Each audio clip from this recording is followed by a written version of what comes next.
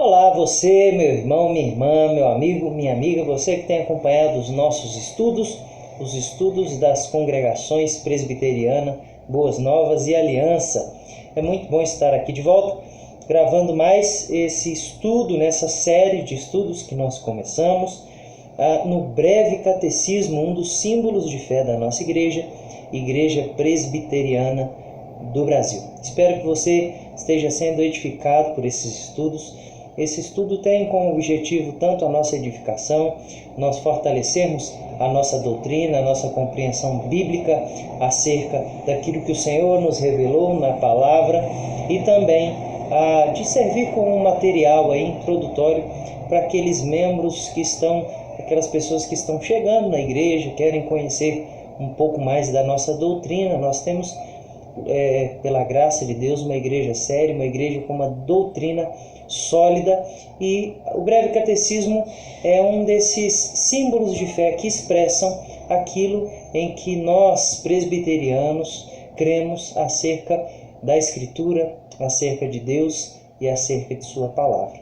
E hoje nós continuamos a nossa série de estudos com a pergunta de número 6 do nosso breve catecismo. Até aqui nós já passamos por 5 perguntas, vimos qual é o fim principal do homem, vimos acerca da palavra de Deus e qual é o seu objetivo, vimos também acerca do ser de Deus, principalmente no vídeo passado, em que nós aprendemos que há um só Deus. Contudo, aqui a gente expande um pouquinho mais, e a pergunta de número 6 questiona da seguinte forma: quantas pessoas há na divindade? Olha que interessante, porque aqui a linguagem já deve nos chamar a atenção.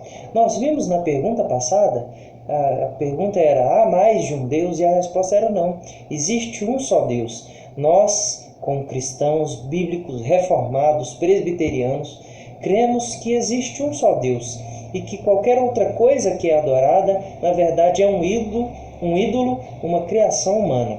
Contudo, nós cremos, com base na Escritura, que existem pessoas nesse Deus, nessa divindade. E essa pergunta questiona: quantas pessoas há na divindade? E a resposta que a gente vai desenvolver aqui é: há 3 pessoas na divindade: o Pai, o Filho e o Espírito Santo.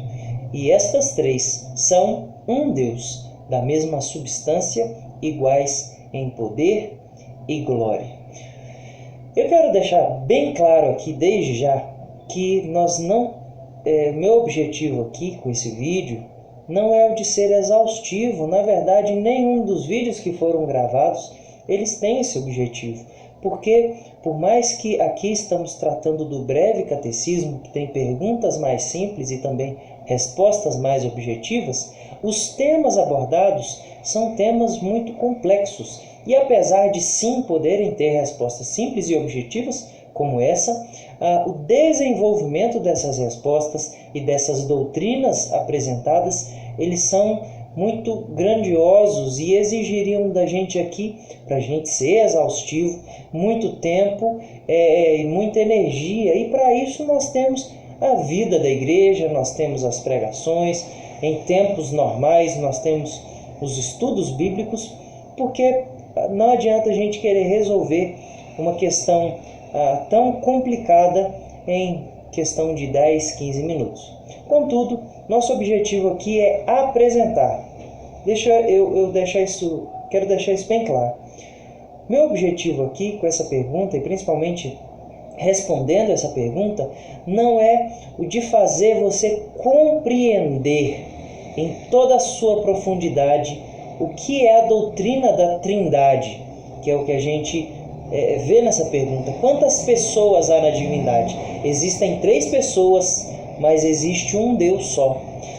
Desde já, quando a gente vê dessa forma, a gente percebe que é algo muito complexo, porque é algo que nós não temos nenhuma referência nas coisas criadas. Nós não temos nada no universo, a não ser Deus, que seja 3 em 1, 3 pessoas em um só ser. Só a Trindade é assim, ela é inigualável nesse sentido. Então é por isso que existe uma dificuldade nossa em compreender em profundidade aquilo que é a Trindade.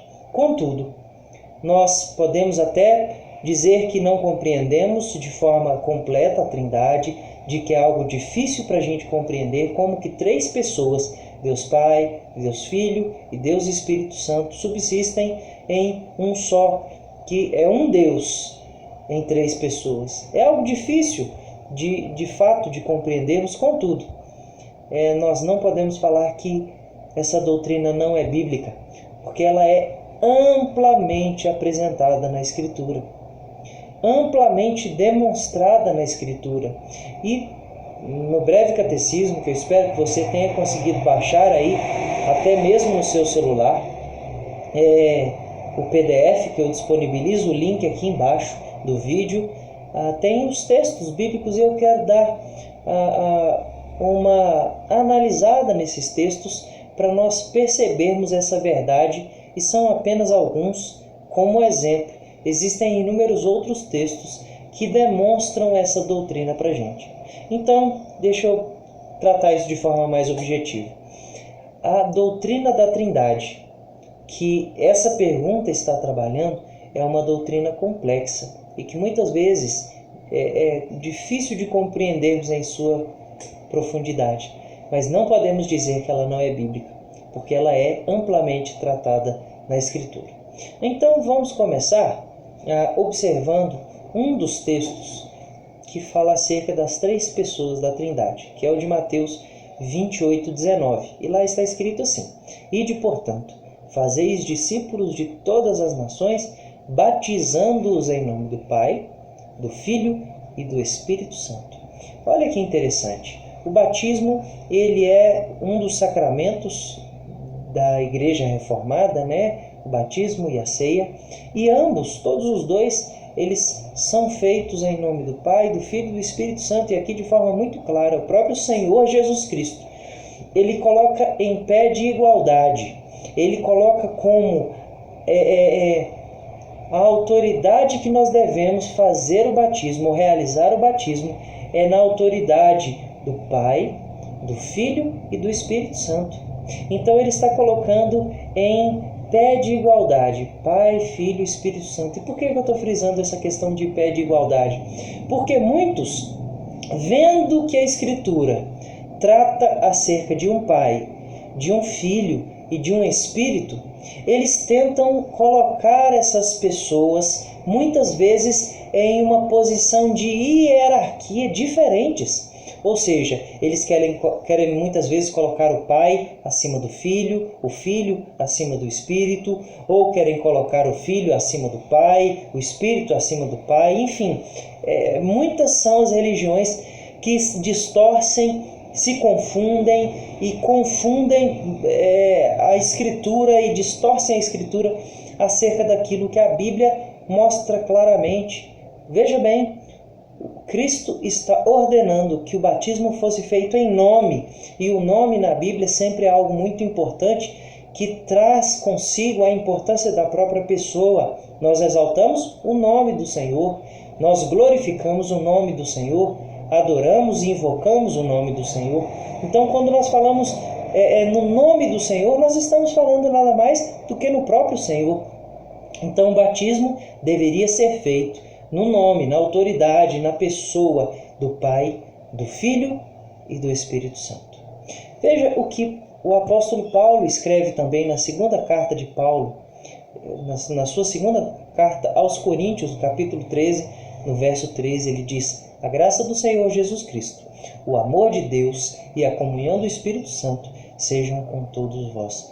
Novamente, as três pessoas da Trindade sendo apresentadas: Jesus Cristo, Deus e o Espírito Santo. Veja como eles são usados quase como um sinônimo.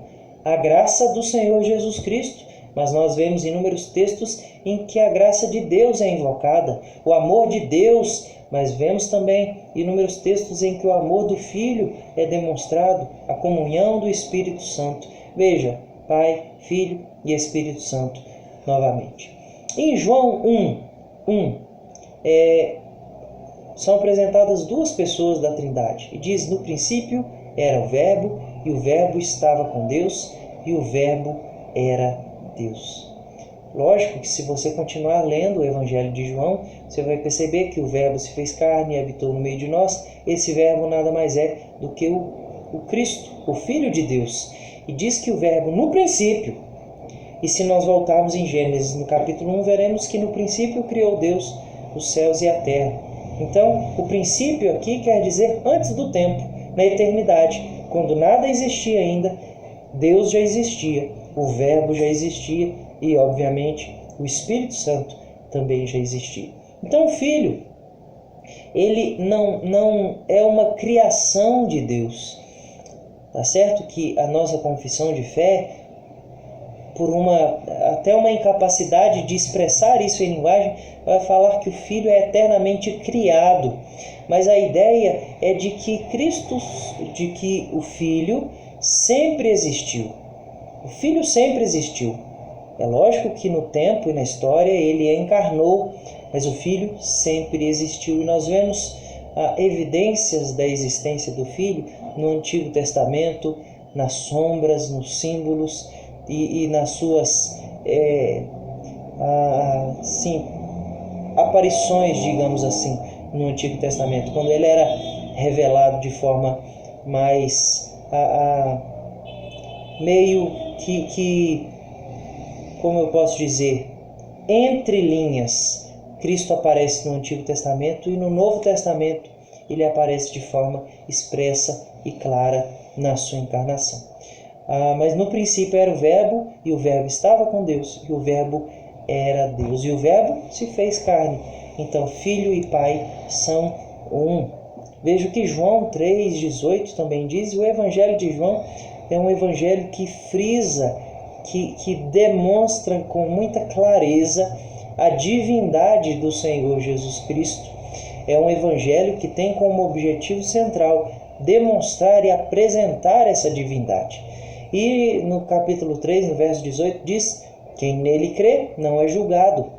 O que não crê já está julgado, porquanto não crê no nome do unigênito Filho de Deus. Então observe, quem não crê em Cristo já está julgado.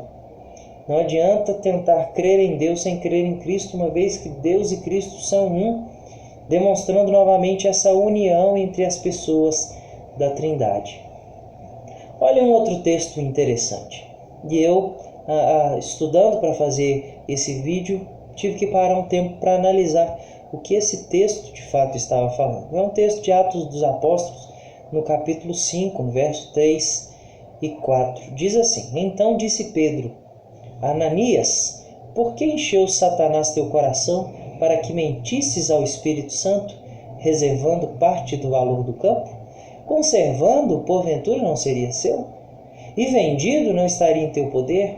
Como, pois, assentaste no coração este desígnio?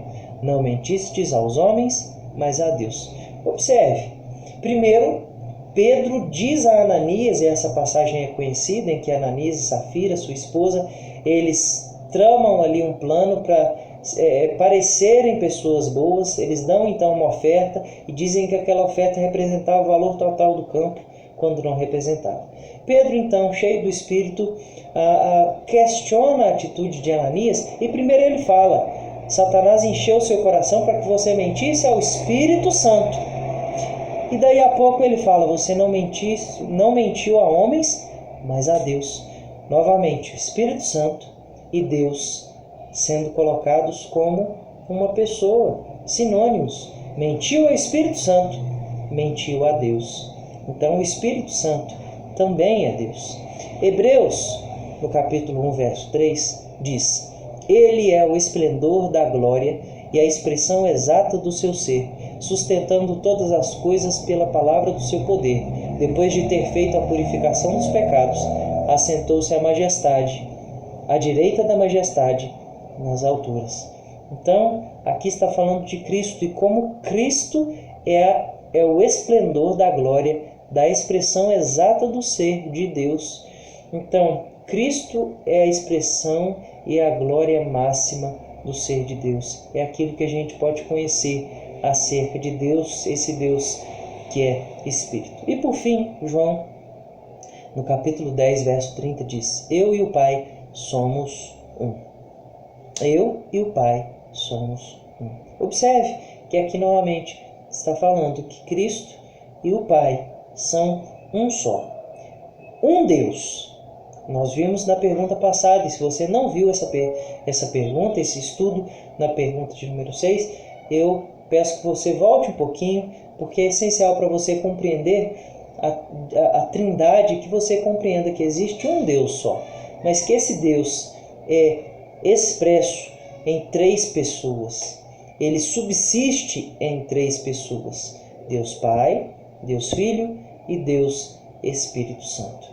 Novamente, aqui nós não temos o objetivo de sermos exaustivos, até porque é um tema que gerou sempre muita discussão.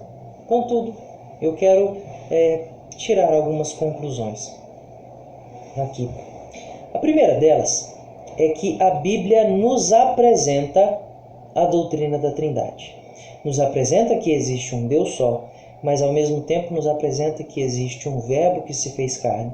Nos apresenta um Espírito, que mentir para o Espírito é a mesma coisa que mentir para Deus. Então, o Filho é tratado como Deus, o Espírito é tratado como Deus e, obviamente, o Pai é tratado como Deus. Então, a doutrina da Trindade. Apenas nesses poucos versículos, nós já somos apresentados a ela. O que acontece muitíssimo nas inúmeras religiões é tentar enfraquecer essa doutrina, tentar minar uma das pessoas da Trindade, porque se nós desfizermos a Trindade, nós desfazemos toda a trama bíblica e toda a trama da redenção.